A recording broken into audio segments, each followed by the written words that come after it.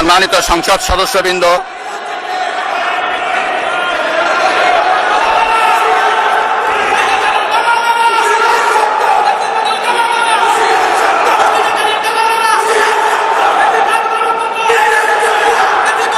Print এবং electronic মিডিয়ার সম্মানিত সাংবাদিকবৃন্দ, ফ্যাসিস্টের সাথে জড়িত এমন কেউ এই পার্লামেন্টে বক্তব্য দিতে পারবেন না। কারণ যখন রাষ্ট্রপতি ফ্যাসিস্ট দোসর রাষ্ট্রপতি যখন বক্তব্য দিতে এসেছেন, আমরা স্পিকারের কাছে বারবার আহ্বান করেছিলাম, আমাদের এই বিষয়ে বক্তব্য রয়েছে। যে রাষ্ট্রপতির সাথে তারা আলাপ আলোচনা করেছে 5ই আগস্টের বিকেলবেলা 6 আগস্ট, এবং যে রাষ্ট্রপতির কাছে অন্তর্বর্তী সরকারের প্রধান উপদেষ্টা সহ অন্যান্য উপদেষ্টারা শপথ নিয়েছেন, তাদের দুই একজন তো এই সংসদের সদস্য হয়ে আসছেন। তো সেটা তাদেরকে জিজ্ঞেস করা যায় এই সবিরোধিতা কেন। আর গণতান্ত্রিক সংস্কৃতিতে পার্লামেন্টের কালচারে ওয়াকআউট নতুন কোনো ঘটনা নয়, করতেই পারে। দর্শক, নির্বাচন হয়ে গেল। নির্বাচন হয়ে যাওয়ার পরে নিয়মতান্ত্রিকভাবে রাষ্ট্রপতি শাহাবুদ্দিন চুপ্পুর হাতে সকল সংসদ সদস্যরা শপথ গ্রহণ করলো। শপথ গ্রহণ করার পরে যেদিন 12ই মার্চ, যেটা মানে প্রথম সংসদ অধিবেশন, সেই সংসদ অধিবেশনে রাষ্ট্রপতি শাহাবুদ্দিন চুপ্পু তার বক্তব্য পেশ করাকালে সংসদ থেকে ওয়াকআউট করে বেরিয়ে গেল বিরোধী দলের নেতাকর্মীরা। এতে করে রাষ্ট্রপতির বক্তব্যকে অপমান করা কিংবা যে পার্লামেন্ট আছে সেটিকে অপমান করা কিনা, এতে করে বিরোধী দলের নেতাকর্মীদের উপরে কোনো শাস্তি হতে পারে কিনা, এবং আগামী সংসদ নির্বাচন মানে আগামী এই যে সংসদ পার্লামেন্ট মানে সংসদ মেম্বার যারা আছেন তারা কিভাবে কাজ করবে সেটি নিয়ে এরই মধ্যে নানান প্রশ্ন উঠেছে। সে সকল প্রশ্নের জবাব থাকছে আজকের এই ভিডিওতে, তাই ধৈর্য সহকারে সম্পূর্ণ ভিডিওটি দেখবেন। এরকম নিত্য নতুন ভিডিও পেতে অবশ্যই চ্যানেলটিকে সাবস্ক্রাইব করে পাশে রাখা বেল বাটনটি অন করে দেবেন, তাহলে প্রত্যেক মুহূর্তের আপডেট নিউজগুলো পৌঁছে যাবে আপনাদের কাছে। তো কথা নেই, চলুন দর্শক একের পর এক বিস্তারিত ভিডিও তথ্যচিত্র আমরা দেখে আসি আজকের এই ভিডিওর মধ্য দিয়ে। আজকে জাতীয় সংসদের প্রথম অধিবেশন ছিল।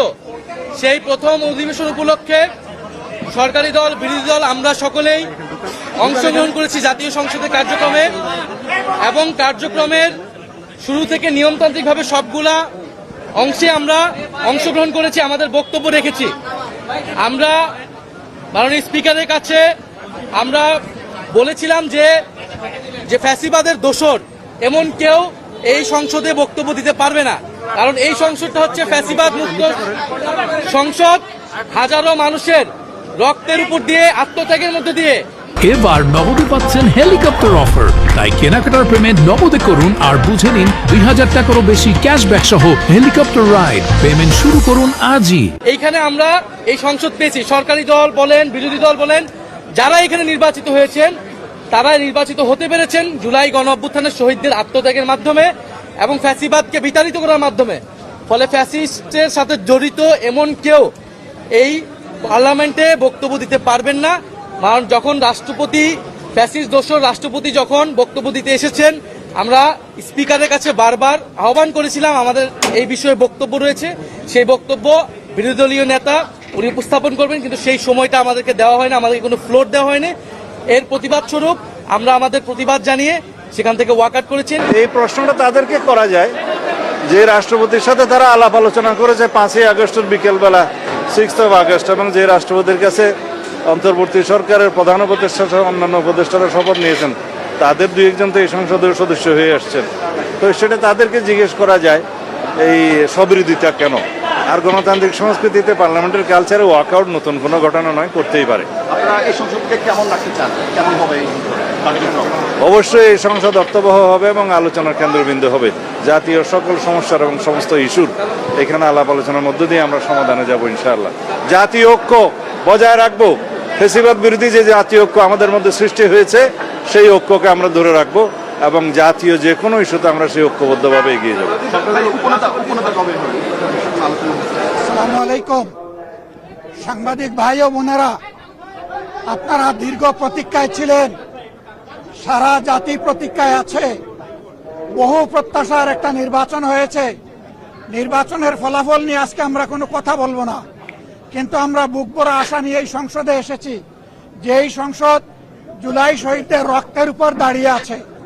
আমরা অনুরোধ করেছিলাম যে এই সংসদে যারা ফ্যাসিস্ট সরকারের দূষর ছিল, যারা খুনের সহযোগী ছিল, তারা কেউ যেন এখানে কোনো বক্তব্য রাখতে না পারে। এই প্রেসিডেন্ট 3টা কারণে অপরাধী, যার বক্তব্য এই মহান সংসদে আমরা শুনতে পারি না। প্রথম কারণ হচ্ছে তিনি সমস্ত খুনের সহযোগী ছিলেন। তার আমলে যে খুনগুলো হয়েছে, একটা খুনের বিরুদ্ধেও তিনি শাসক গোষ্ঠীর প্রতিবাদ করেন নাই। সেই খুনে তিনি কোনো ব্যবস্থা গ্রহণ করেন নাই। প্রেসিডেন্ট রাষ্ট্রের অভিভাবক হিসাবে তিনি জঘন্য অপরাধ করেছেন রাষ্ট্রের নাগরিকদের প্রতি। দ্বিতীয় কারণ ছিল, আপনারা জানেন, আগস্ট মাসের 5 তারিখ 24 সালে তিনি জাতির উদ্দেশ্যে ভাষণ দিয়েছেন। সেই ভাষণে তিনি বলেছিলেন যে ফ্যাসিস্ট প্রধানমন্ত্রী পদত্যাগ করেছেন এবং তিনি তা মঞ্জুর করেছেন।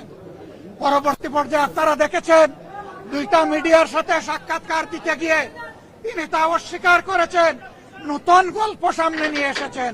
তিনি জাতির সামনে মিথ্যাবাদী হিসাবে সাব্যস্ত হয়েছেন। দেশের প্রেসিডেন্ট মিথ্যাবাদী সাব্যস্ত হওয়ার পরে প্রেসিডেন্ট হিসাবে তার আর কোনো নৈতিক অধিকার থাকে না।